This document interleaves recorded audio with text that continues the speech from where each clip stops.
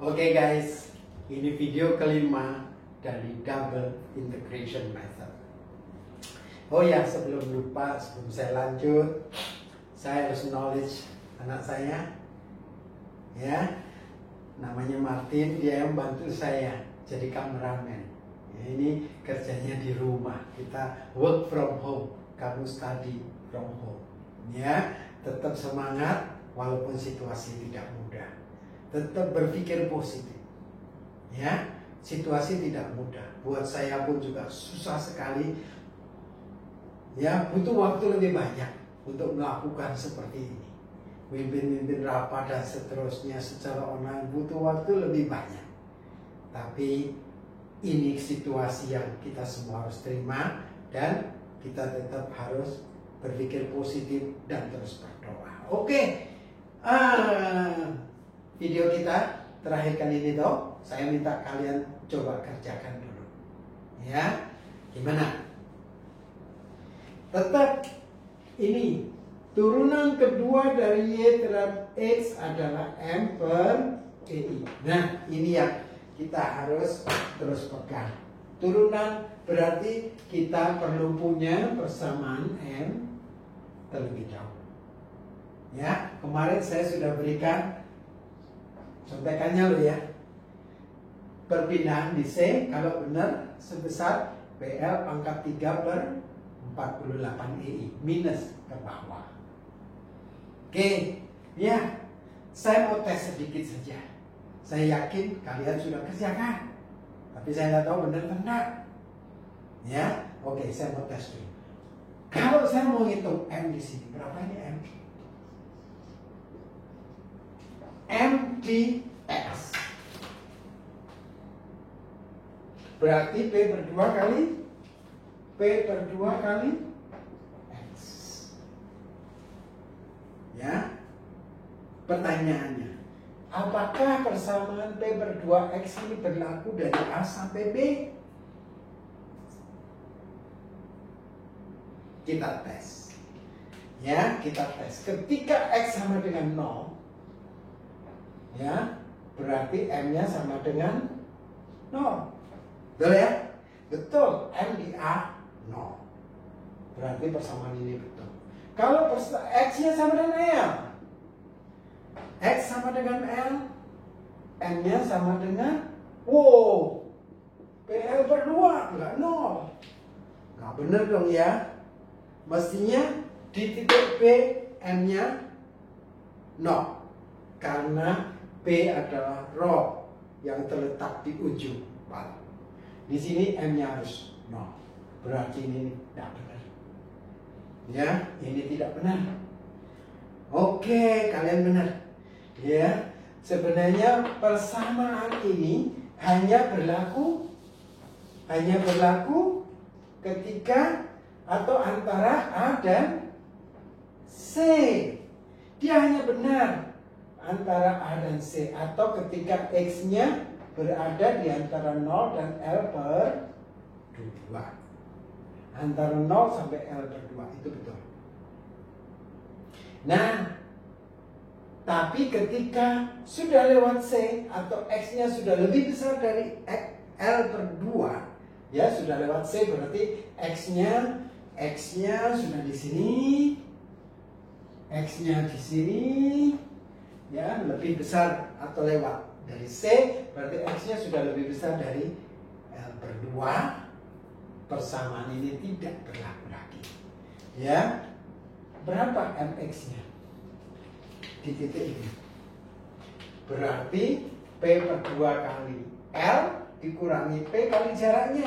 Jaraknya adalah X dikurangi L per 2. Ini adalah X dikurangi L per 2. Ya, berarti momennya adalah PX per 2 dikurangi P dikalikan X min L per 2. Kalau saya sederhanakan menjadi PX per 2 min PX min PL per 2. Jadi min PX per 2 min PL per plus PL per 2. Ini MX. Kita tes. Ketika X-nya sama dengan L, X sama dengan L, oh, M-nya sama dengan 0. Nah, ketika X-nya sama dengan L per 2 gimana? Ketika X-nya sama dengan L per 2 gimana ini tadi? Jadi PL per 4. Benar dong? Momen di tengah bentang pasti PL per 4. Ini kalau X-nya L per 2 gimana? L per 2 berarti PL per 4 plus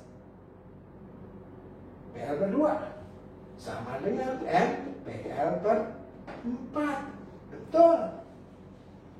Ya, oke. Artinya apa? Artinya balok AB ini, di balok AB ada 2 persamaan M.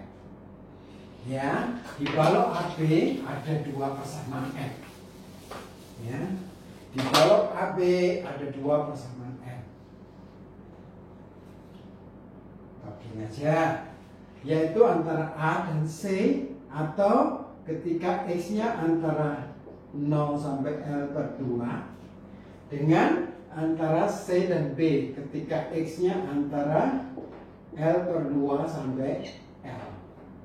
L per 2 sampai L. Nah, di sini tadi MX-nya apa?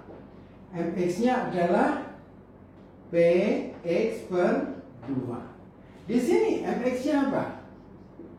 PX per 2 minus PX min L per 2. Tadi sudah disederhanakan menjadi minus PX per 2 plus PL per 2. Nah, balik substitusi ke sini. EI-nya konstan, kalau konstan bisa pindah kiri. Berarti EI turunan kedua dari Y sama dengan M PX per 2. Diintegrasikan 1 kali sama dengan PX kuadrat per 4 plus C1. Integrasikan 1 kali lagi, saya dapat PX pangkat 3 per 12 plus C1 X plus C2. Hal yang sama saya kerjakan di sini. EI turunan kedua sama dengan min PX per 2 plus PL per 2. Diintegrasikan 1 kali, EI dy dx sama dengan min PX kuadrat per 4 plus PLX per 2 plus C, bukan C1 lagi, sudah ada C1 C2 berarti C3. Betul ya? Oke, integrasikan 1 kali lagi. Tolong dicek ya kalau mungkin ada kesalahan. PX pangkat 3 dibagi 12 plus PLX kuadrat dibagi 4 plus C3X plus C4. Nah, wah, berarti ada 1, 2, 3, 4 C. Bilangan tak diketahui.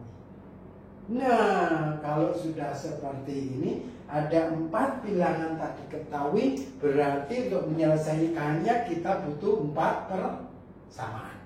4 bilangan tak diketahui, kita butuh 4 persamaan. Dari mana 4 persamaan tersebut kita dapat? Dari boundary condition. Berarti berapa boundary condition yang kita perlukan? 4 boundary condition. 4 boundary condition. Apa saja itu? Jelas saya tahu kondisi di A. Kondisi di A, ya di A, X sama dengan 0, saya tahu Y-nya sama dengan 0. Ini persamaan pertama yang saya punya. Ketika X 0, Y 0. Ingat, butuh 4. Yang kedua, di B saya tahu di B. Di B itu ketika X-nya sama dengan 0, saya tahu X-nya sama dengan L, Y-nya sama dengan 0. Ini persamaan kedua. Nah, yang ketiga keempat dapat dari mana? Ingat ya, persamaan Y ini hanya berlaku antara A sampai C. Persamaan Y ini hanya berlaku antara C sampai B. Oke, saya hapus sedikit ini supaya nggak bingungi. Saya hapus sedikit, ya. Ya, ini perpindahan kita. Ya, antara A dan C. Oke, antara dan C itu saya pakai garis biru ini misalnya. Ini A sampai C pakai garis biru. Ya, itu ini. Y ini adalah persamaan ini. Ya, ini tuh Y-nya. Persamaan ini, perpindahan ini antara A dan C. Dia hanya berlaku sampai di sini saja. Perpindahan antara C dan B, garis merah ini. Antara C dan B ini. Berarti ini boleh saya tulis ini garis biru ya. Ini garis biru, PX pangkat 3 per 12 plus C1X plus C2. Garis biru ini, garis biru. Yang ini garis merah, ya mestinya ditulis lagi merah. Oke, guys, sekarang begini. Ya, kalau saya mau ngitung ini, berapa perpindahan titik C? Titik C di sini. Di titik C tapi sedikit di sebelah kirinya. Sedikit di sebelah kirinya. Berarti bagian dari A, C. Ya, oke, gampang. Berarti dari persamaan ini saya isi X-nya sama dengan L per 2. Saya akan dapatkan ini. Ini adalah YC kiri. Saya tulis YC L, left. Oke. Nah, kalau saya mau hitung ini gimana? Perpindahan di C. Perpindahan di C, tapi di titik C sedikit di sebelah kanan titik C. Berarti bagian dari C, B. Bagian dari C, B. Oke. Nah, ini saya sebut Y, C, L. Ya, ternyata di C ketika X sama dengan L per 2, Y, C, L itu harus sama dengan Y, C, L. Betul tak? Pasti sama, titiknya sebenarnya sama. Hal yang sama kita bisa lakukan untuk di titik C juga ketika X sama dengan L per 2, DY dx-nya di sebelah kiri sama dengan juga DY dx-nya di sebelah kanan. DY dx sebelah kanan sama dengan DY dx di sebelah kiri di titik C L per 2. Dari situ kita bisa hitung C1, C2, C3, C4. Dan selanjutnya besaran apapun bisa dihitung. To conclude, ya, kenapa kita bisa punya C1, C2, C3, C4? Kenapa kok sampai 4C?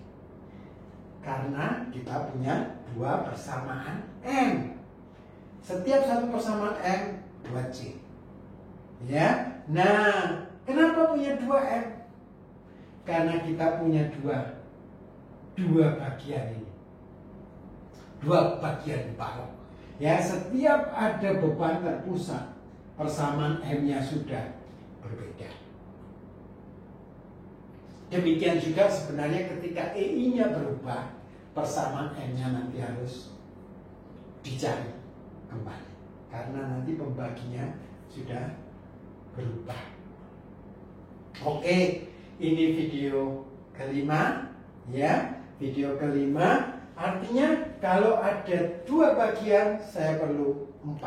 Kalau ada 3 bagian, misalnya seperti ini, ya, berarti ada 3 bagian, 1, 2, 3. Berarti ada 3 persamaan M, 6C. butuh 6 persamaan. Wow. Oke, stay tune. Di video ke-6 ada satu metode yang luar biasa. Kita bisa menyelesaikan ini tanpa harus pakai 6 persamaan. Thank you guys.